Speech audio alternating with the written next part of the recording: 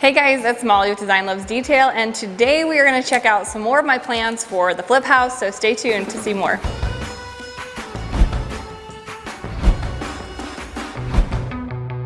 As always, be sure to subscribe and hit that bell if you haven't yet. And we are gonna step into the laundry room to kind of see how that's coming along. This space is gonna be really cool, I think. It's a little bit bigger than the laundry room that we did in our home, and so it's nice because you get a little bit more room to play with.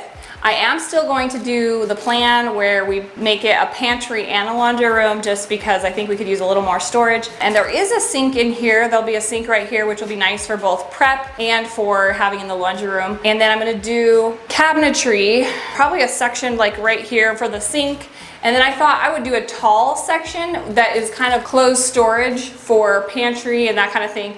I think closed storage is really important. I do love open storage just because it's so pretty, but also having the places where you can tuck and hide things away is really important, I know. Over here on this side is where the washer and dryer will go, and we did order some front loaders that are really pretty. We are just crossing our fingers that they fit because we have like 33 inches, maybe just barely, and they are almost 32 inches, so it's just gonna be really tight. So we're taking a little bit of a gamble. We might end up having to order some top loaders in case they don't fit, which I really want front loaders because I want the countertop to go across. I want to be able to put a countertop piece for like folding and stuff above those. And of course, if they load on the top, you can't have that extra storage above them. Over here, we'll also have floating shelves that will run into that tall center cabinet that I talked about. So a little more open shelving.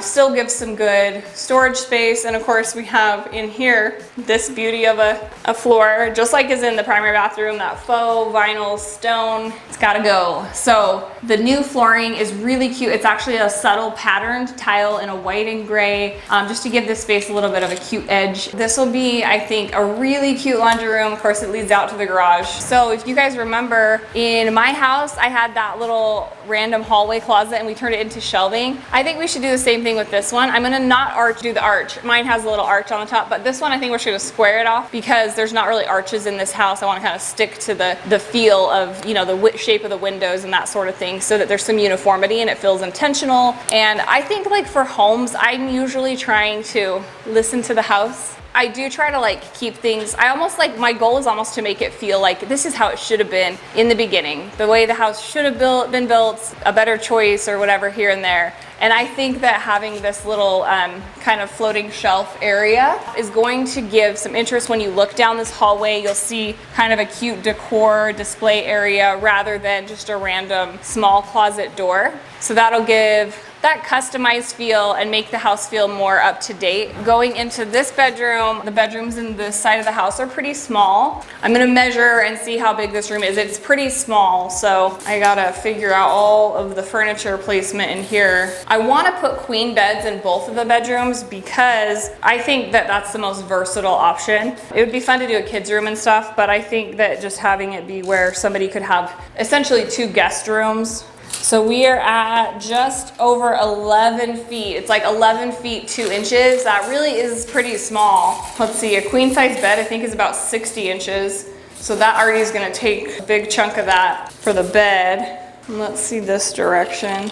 So to the closet on this side, we've got, oh my gosh, it's like 10'5". So this room is basically 10.5 by 11, which that's a pretty small bedroom. I've done rooms like this before though. You can definitely, if you do smart planning with your nightstands, just don't go bulky with anything, you can definitely make it feel like it's a good size room. So that will be the plan, is kind of picking items that don't have too much bulk to them. So that will be important. Don't know why this closet door is off. Hopefully it can get put back together because I can't afford any more expenses. I think, I guess these kind of blinds you can have steam cleaned, so we're gonna try that and see if it works. Okay, coming into the bathroom, this is that, oh my gosh, this bathroom is pretty gross. It's still, it's ripped apart and the toilet's out, but it was like rusted. It's yucky. And then of course they really liked this stone, the faux stone linoleum, because it's all over the place. Again, we're keeping the tub, so I gotta get that deep cleaned. I did do the prefab vanity in here, which is gonna help us a lot on budget. Man, it smells like mildewy and yucky in here. We need to get this place completely redone. So we will do a shower curtain in here. I don't know why they have 2 rods. I think we can get by with 1. This is kind of strange. I am gonna do a gorgeous floor in here. That's something positive. The flooring that I picked is a little bit more spendy, but again, this is a small space, so it's like the place that I can kind of get away with it. A really beautiful marble mosaic from Tile that is going to just make the space. And even with it being really basic and standard in the size, it's going to feel luxurious because of the little details we put in here. And they really are, other than the floor, everything else is really reasonable. Another really good factor about this bathroom is the light in here, which is awesome.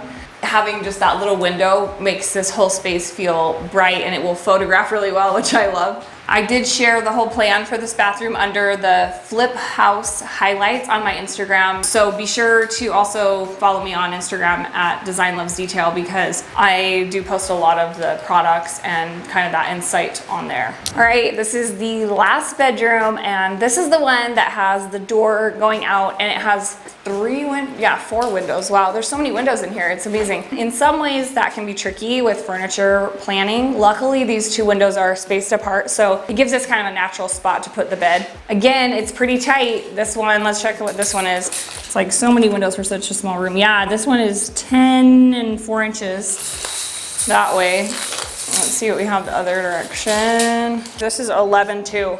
So yeah, so they're about the same size, honestly, about 10 by 11. Again, that lighting in here is just so beautiful that I'm excited about that detail. And those are things that are hard to change, you know, adding windows or doors or something like, so luckily that is here in the core of the house. And then this one, I'll definitely have to do a little bit more narrow nightstand. If any of you guys are in the same boat, be watching, because I hope to share, like, you know, some options for narrow type spaces for nightstands, because you can still get, I think, some storage and a cute look without having it to be too big. We will have the wood floors. I decided to do the wood flooring because we kind of got a bulk price if we did the whole house. So it was a little bit, it wasn't much different than doing carpet in the bedrooms. And I thought having that seamless wood go all the way through will help a ton.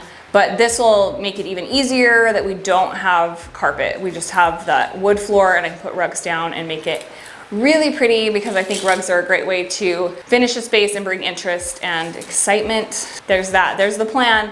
There's so much that's just happening all at once, of course, like I've been saying. We have multiple things going, like basically every day. And I will be sharing the furniture as I find it on my Instagram page. And then of course on here eventually when we do our final reveals. Over on designlovesdetail.com, you can sign up there so that you get all the latest notifications as well. So lots of exciting stuff coming. Be sure to subscribe and hit that bell to be notified when our next videos are live.